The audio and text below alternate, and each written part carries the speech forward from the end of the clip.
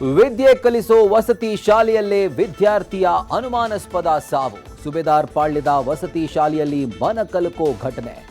ಗುರುಕಿರಣ್ ಸಾವಿನ ಬಳಿಕ ಭುಗಿಲೆದ್ದ ಪೋಷಕರ ಆಕ್ರಂದನ, ವಾರ್ಡನ್ ವಿರುದ್ಧ ಆಕ್ರೋಶ, ಸ್ಥಳದಲ್ಲಿ ಹೈ ಡ್ರಾಮಾ.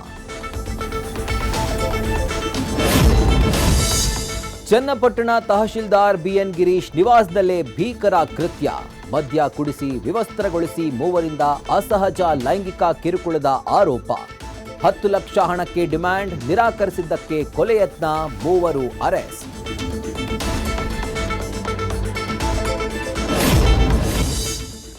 ಲವ್ ಫೇಲ್ಯೂರ್ ಬೆನ್ನಲ್ಲೇ ವಿಲಕ್ಷಣ ಸೀನ್ ಕ್ರಿಯೇಟ್ ಮಾಡಿದ ಯುವಕ.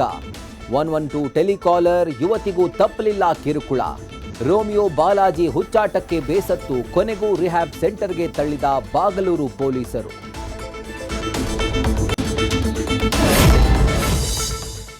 ಸರ್ಕಾರದ ಒತ್ತುವರಿ ಆಪರೇಷನ್ಗೆ ಬೀದಿ ಬದಿ ವ್ಯಾಪಾರಿಗಳ ಆಕ್ರೋಶ. ಫ್ರೀಡಂ ಪಾರ್ಕ್ನಲ್ಲಿ ಮೊಳಗಿತು ಸಾವಿರಾರು ಶ್ರಮಿಕರ ರಣಕಹಳೆ.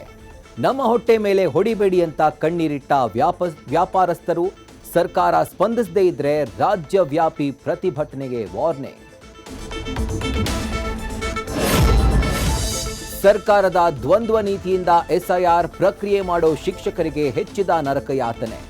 ಎಸ್ಐಆರ್ಗೆ ಹೋಗದೇ ಇದ್ರೆ ಕ್ರಮ, ತರಗತಿಗಳು ನಡೆಯದೇ ಇದ್ರೆ ಎಫ್ಐಆರ್. ಶಿಕ್ಷಕರು ಮತ್ತು ಶಾಲೆಗಳ ತಲೆ ಮೇಲೆ ತೂಗುಗಟ್ಟಿಟ್ಟ ಇಲಾಖೆ.